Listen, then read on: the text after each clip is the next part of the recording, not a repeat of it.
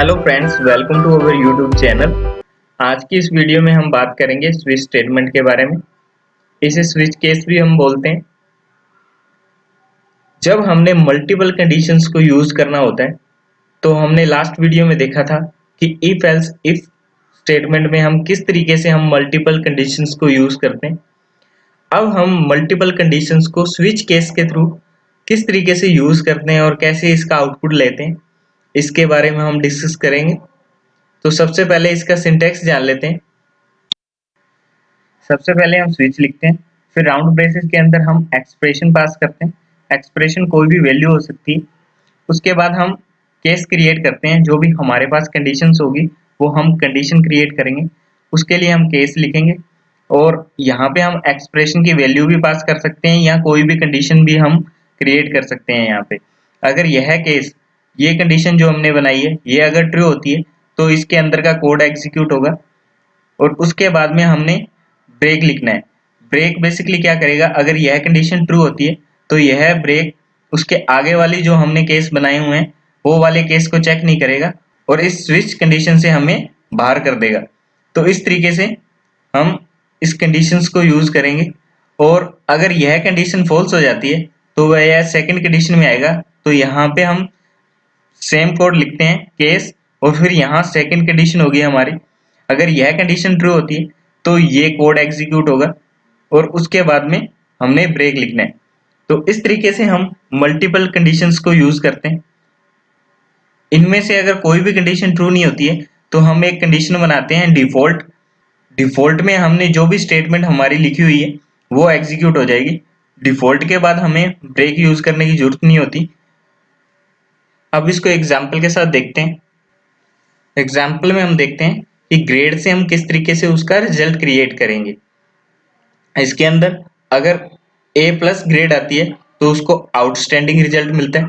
अगर एक उसकी ग्रेड आती है तो उसको एक्सीलेंट मिलता है। इस तरीके से बाकी ग्रेड्स का हमने रिजल्ट क्रिएट करना है। तो हम स्विच केस के थ्रू किस तरीके से रिजल्ट क्रिएट करेंगे वो देखते हैं। उसके बाद हम देखेंगे कि नंबर्स के अकॉर्डिंग हम उसका रिजल्ट कैसे बनाएंगे। कि जैसे 19 से 100 के बीच में अगर किसी के मार्क्स आते हैं तो उसका रिजल्ट क्या बनेगा। उसके लिए हम एडिटर ओपन करते हैं। एडिटर में मैंने एक फाइल ओपन करवाई है switch.php। तो सबसे पहले हम कोई वेरिएबल ले लेते हैं। मैंने ग्रेड नाम से एक वेरिएबल लिया है, इसके अंदर हम कोई भी ग्रेड असाइन करेंगे। उसके बाद हम स्विच केस लिखते हैं, स्विच और उसके बाद उसका एक्सप्रेशन। इसमें जो एक्सप्रेशन डालते हैं वो हम ग्रेड वेरिएबल पास कर रहे हैं।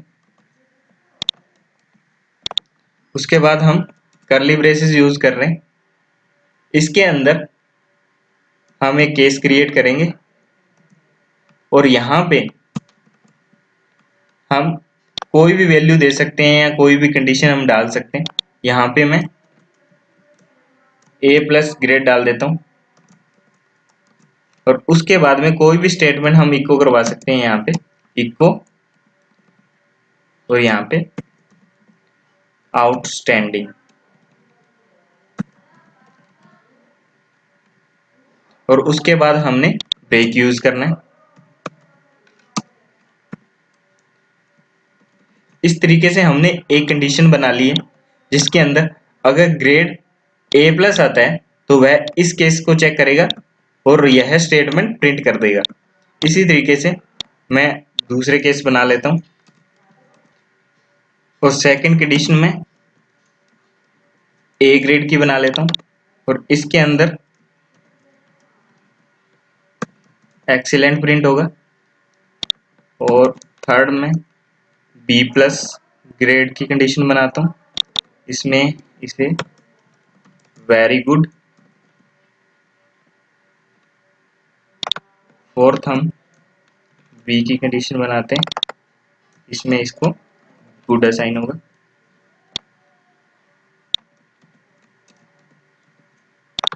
और फिर सी प्लस, इसमें इसको एवरेज फिर हम सी की कंडीशन बनाते हैं।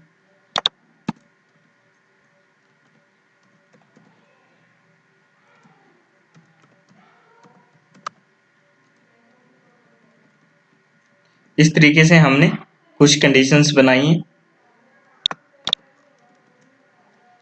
अब देखते हैं, अगर हम ग्रेड ए प्लस पास करते हैं तो आउटपुट में देखते हैं हमारे पास क्या आता है।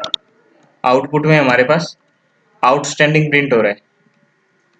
इट मीन्स यह ए प्लस कंडीशन को चेक कर रहा है और इसलिए यह आउटस्टैंडिंग को प्रिंट कर रहा है। इसके अंदर बेसिकली यह कंडीशन ट्रू होने के बाद में यहाँ पे ब्रेक हो जाता है। ब्रेक होने के बाद में यह इस केस से हमें आउट कर देता है और आगे वाली कंडीशंस हैं जो उनको चेक नहीं करते। अगर मैं यहाँ पे C प्लस ग्रेड यूज करता हूँ और फिर इसका आउटपुट देखते हैं तो आउटपुट में हमारे पास एवरेज आ रहा है, जो हमने यहाँ कंडीशन बना रखी है। C प्लस में एवरेज हमारे पास प्रिंट होगा। इस तरीके से हम अगर B यूज करते हैं तो हमारे पास क्या आउटपुट आता है? हमारे पास आउटपुट आता है गुड। तो जो हमने B में यूज कर रखा है गुड, ये हमारे पास प्रिंट हो जाता है। अब हम देखते हैं कि अगर हम ग्रेड में कोई एक्सटर्नल वैल्यू पास कर देते हैं जो हमारे इस स्विच केस में एग्जिस्ट नहीं करती, तो उसके लिए हम क्या करेंगे, एक कंडीशन बनाएंगे जिसमें डिफॉल्ट लिखते हैं, डिफॉल्ट, और यहाँ पे हम इको करवाते हैं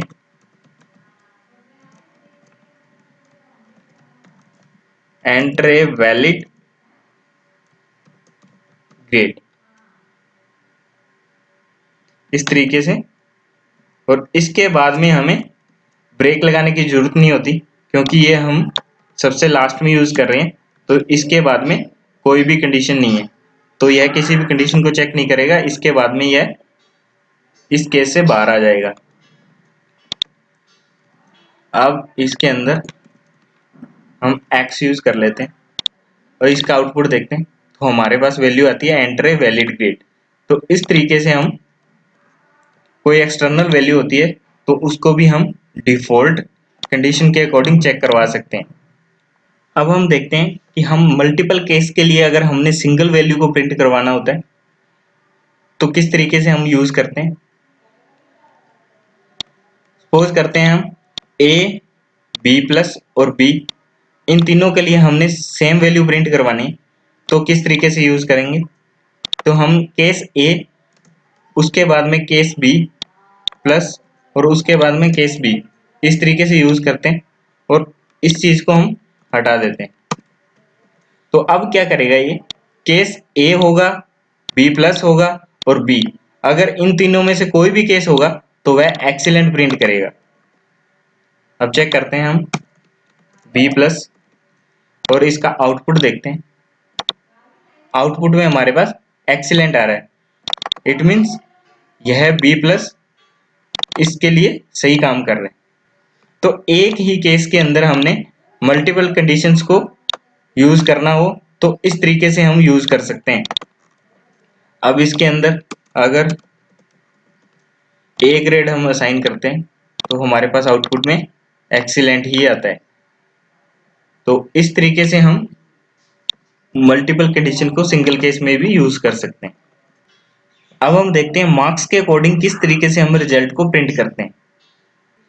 अभी तक हमने क्या किया है, केस के अंदर हमने सिंगल वैल्यू को पास किया, उसके बाद इसका रिजल्ट हमने लिया है। अब देखते हैं हम केस के अंदर कंडीशन को किस तरीके से यूज करते हैं।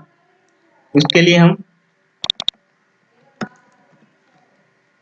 मार्क्स नाम का एक वेरिएबल लेते हैं, उसमें हम मार्क्स असाइन करवाते हैं और मार्क्स को हम यहाँ पास करते हैं। और जो हमने यहाँ पे केस के अंदर जो सिंगल वैल्यू पास कर रखी है, यहाँ पे हम कंडीशन बनाएंगे कि जो हमने ये मार्क्स नाम का वेरिएबल लिया है, मार्क्स अगर ग्रेटर देन इक्वल टू 19 है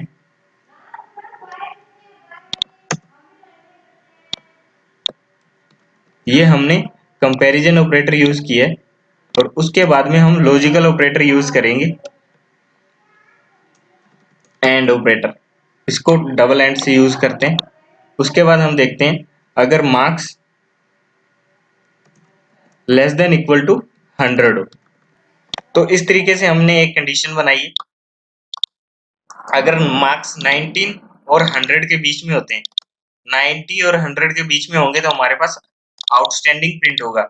इसी तरीके से मैं इसको कॉपी कर लेता हूँ और दूसरे केस में यूज कर लेते हैं।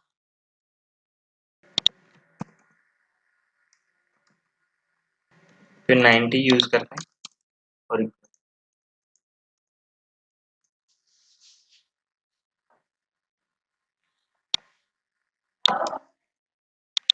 इसी तरीके से थर्ड कंडीशन, फोर्थ कंडीशन 70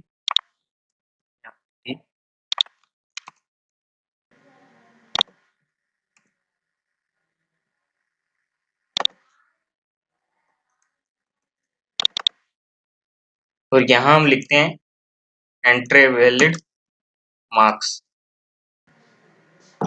तो अब इसका आउटपुट देखते हैं हम। आउटपुट में हमारे पास एक्सीलेंट आ रहा है क्योंकि जो 85 है वो 19 और 85 के बीच में है, तो इसलिए हमारे पास एक्सीलेंट आ रहा है।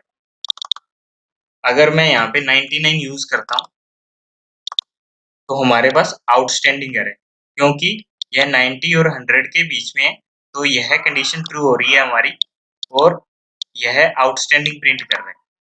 इसी तरीके से अगर मैं यहाँ पे 65 यूज करता हूँ तो हमारे पास बिलो एवरेज प्रिंट हो रहा है। इट मीन्स यह इस कंडीशन के अंदर जा रहा है। अब हम इसमें कोई ऐसी वैल्यू पास करते हैं जो हमारे इन कंडीशंस के अंदर एग्जिस्ट नहीं करती, तो ये क्या करेगा, ये डिफॉल्ट वाली कंडीशन को रन करेगा। तो इसका आउटपुट देखते हैं। आउटपुट में हमारे पास आता है enter a valid marks. It means यह डिफॉल्ट कंडीशन को रन कर रहा है। तो इस तरीके से हम कंडीशंस को स्विच केस के थ्रू भी यूज कर सकते हैं और हम सिंगल वैल्यू को भी हम स्विच केस के थ्रू चेक करवा सकते हैं और उसका आउटपुट ले सकते हैं।